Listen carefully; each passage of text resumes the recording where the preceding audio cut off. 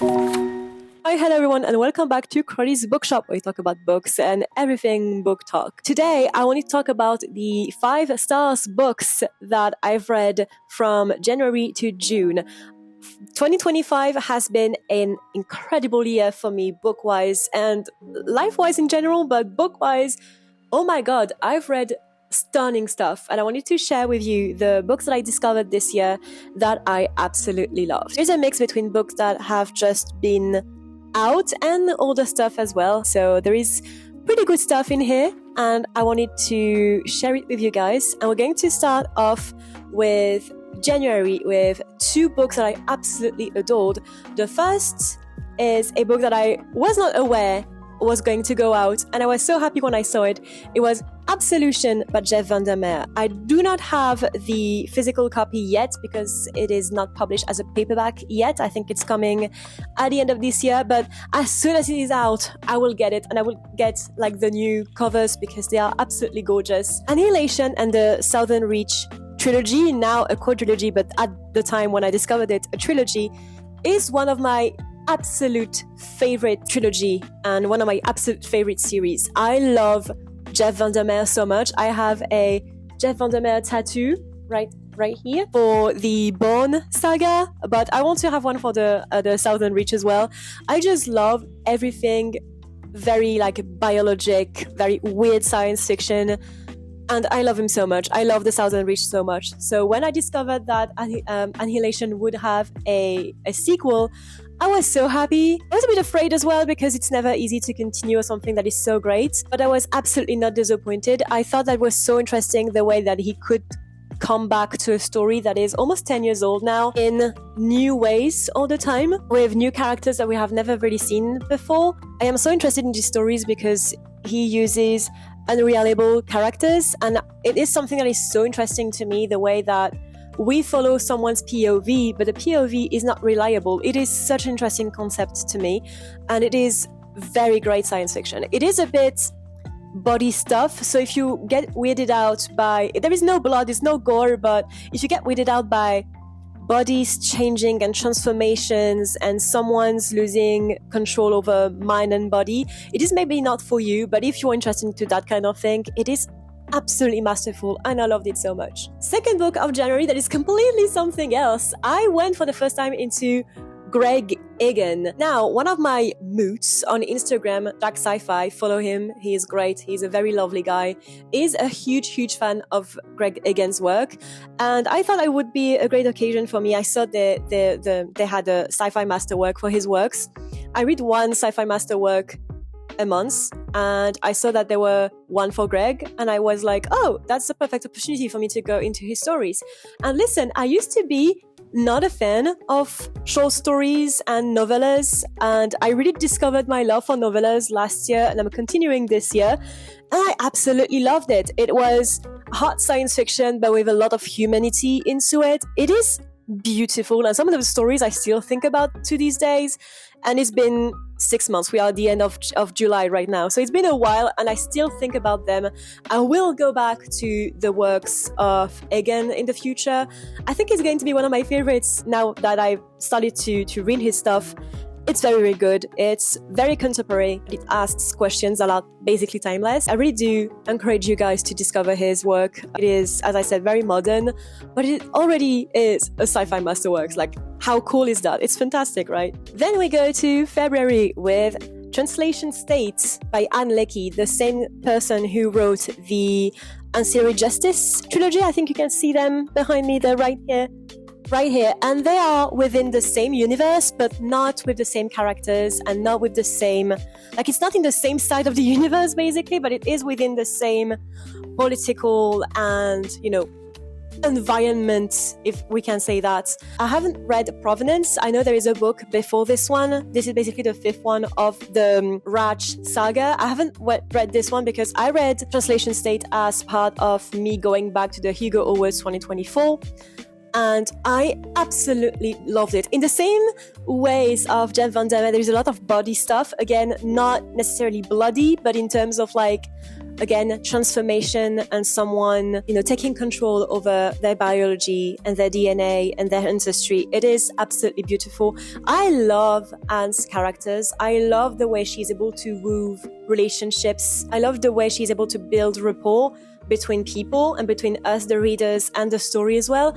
It is very beautiful. I was not expecting that at all when I first went into the story, and by the end, I was just completely transported into it. And I was not shocked, maybe not the right term for it, but I was very surprised and very touched by the story. And at the end of the day, that's all I want with science fiction, is to be transported and to feel something. And the feels were hit with this one. I really encourage you to discover the Raj saga in general, but the Ancillary Justice, most of it, because it's absolutely masterful.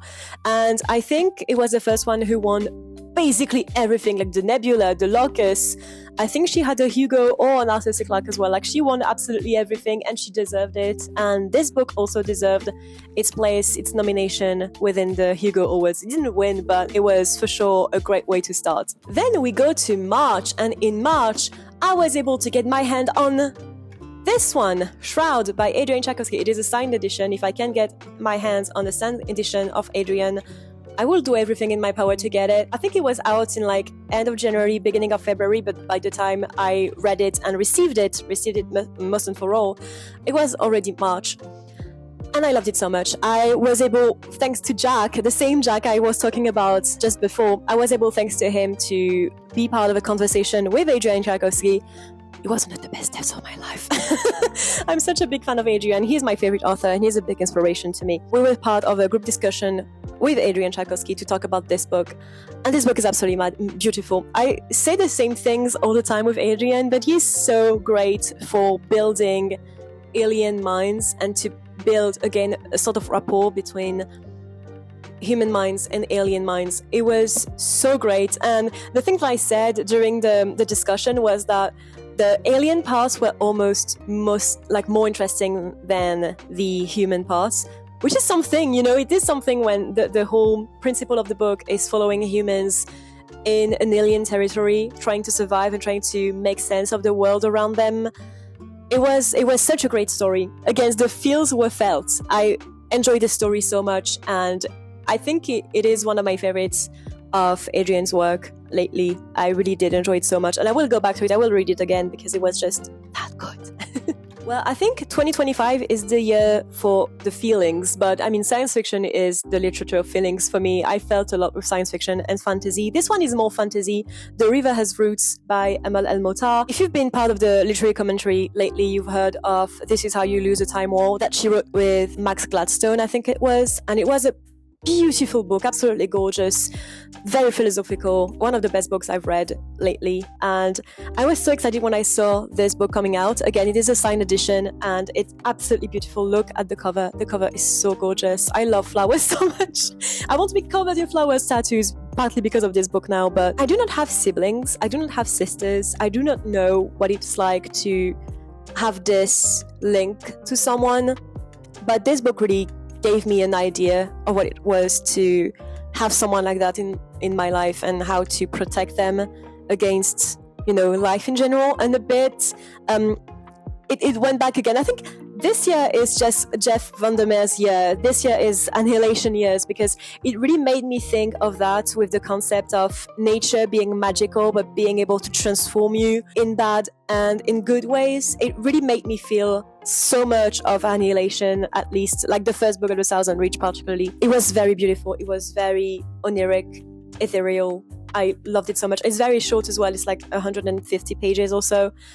And I cried so much with this book. Like, it's very short. I should have read this in like a day, but I had to take breaks because I was so emotional going through this book, and I really needed to digest it and take in what was being said to me. It still stays in my mind to this day. I still think about it a lot, and I was listening to music by Philip Glass lately to write my own book, and the music made me remember this book.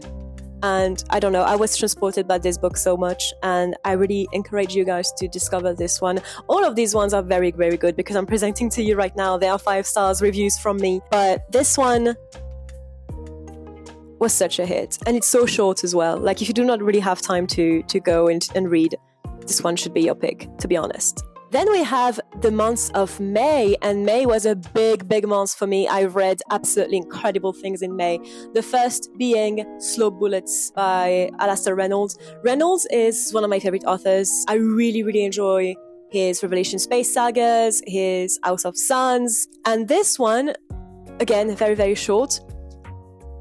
I was so surprised by the way it was going. I love everything in science fiction with regards to how war affects people. I think it is such an interesting conversation to have, and he really does it so well in this book. I was so impressed by how people could survive and want to survive and want to go on when they know they're going to die. It is such an interesting conversation to have, and we had a lot of discussions with this book with my husband because I kept taking breaks and being like, I don't know if I would be able to do what they're doing. It is so brave, it is so beautiful, and it is so cruel as well. Like the things happening in this book are so fucking cruel. I was really not taken aback, but I was really like, I felt something, and I felt like it was such an interesting conversation to have. It was so powerful of a conversation. Adored this book. Again, very short, very sweet, fantastic. Also the covers are so cool. I love the covers with ships on them. I love spaceships. I love spaceships so much.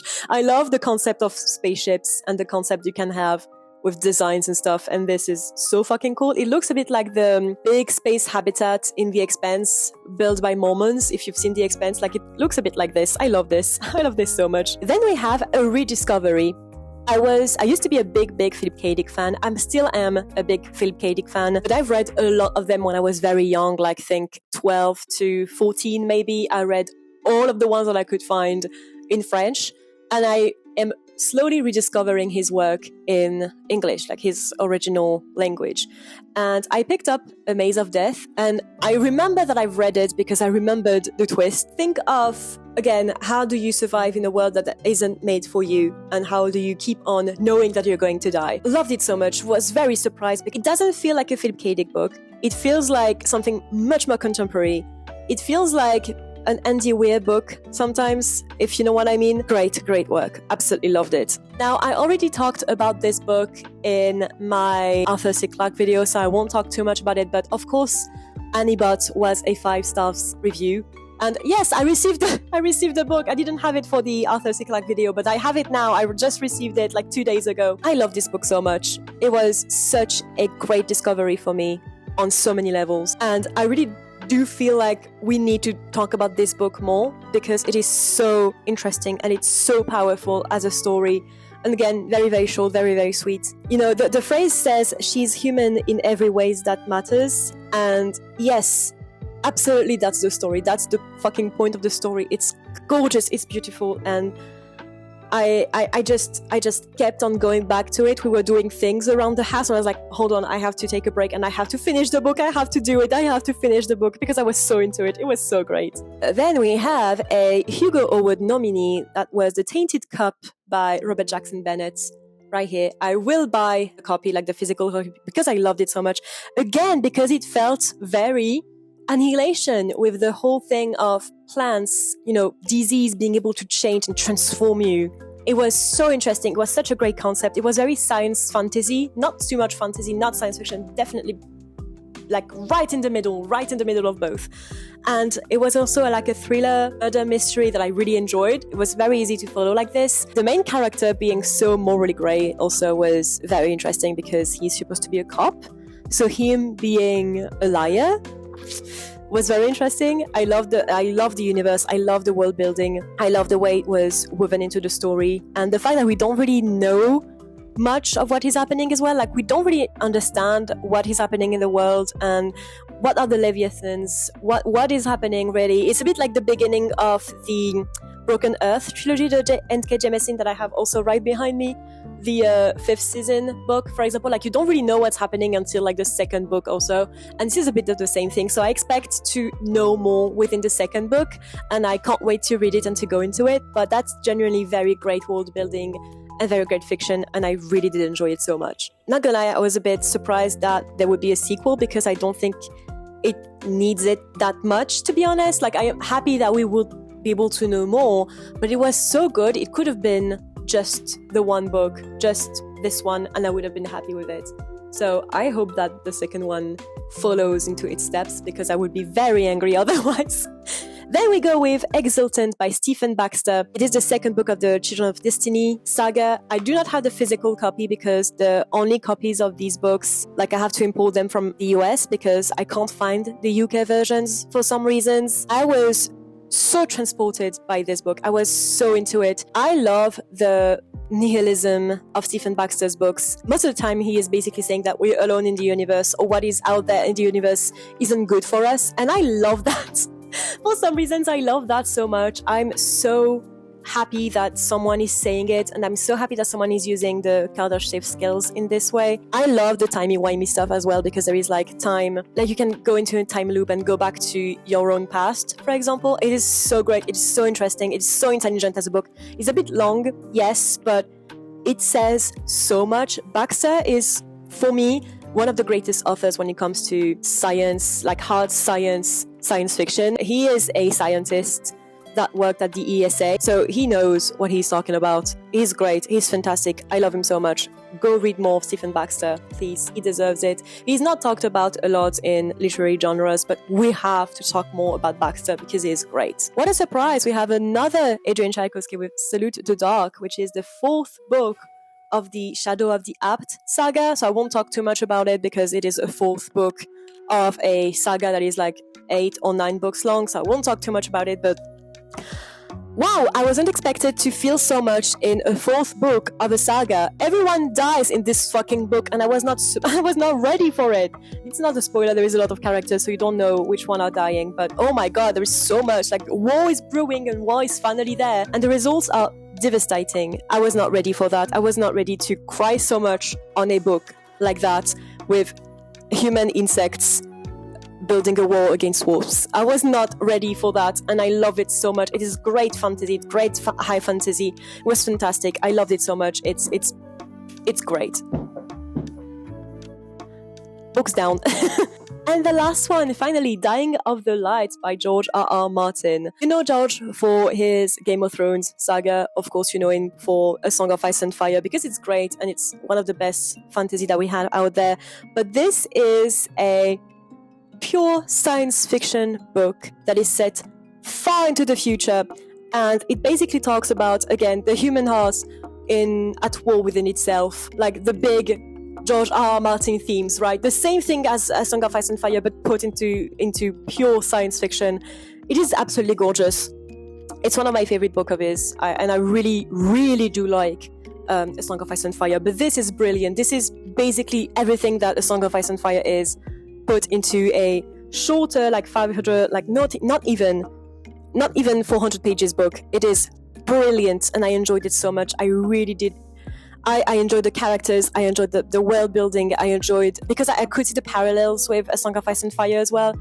I was so entranced by it. I loved it so much, and it was really a great, great read. So these books were my 5 stars reviews from January to June, and I read great stuff in July as well, and August will be great as well, and I know all the other months will be great as well, so prepare yourself for like January or February. A new video will be coming up with all the good stuff that I read with the other part of the year. I hope you liked this video. Please tell me in the comments if you've had any 5-star reads that you want to share with other people, or if you've read these books, please tell me about this as well. I hope you have a good time with this video, and I will see you guys in another one. Can I get a wahoo, please? And can you follow me on other social media, on YouTube, of course, but also on Instagram, Twitter, and GoodReads, where you can see how I dress, how I do my makeup, what I do in my daily life, what I read in my daily life.